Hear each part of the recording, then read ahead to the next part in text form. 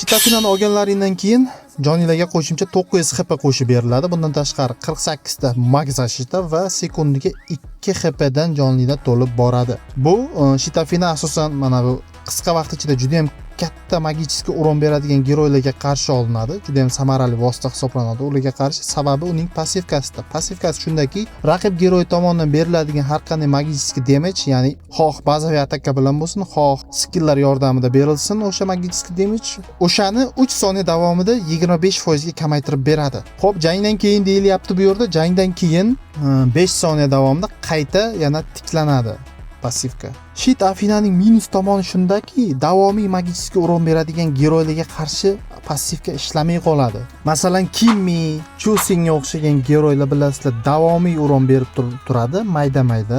O'shalarga qarshi Shitafina mutlaqo ishlamaydi. Boya aytganimdek, passivkasi faollashishi uchun u ishlab bo'lgandan keyin, ya'ni 5 sekund hech qanaqa damage olmasligi kerak u.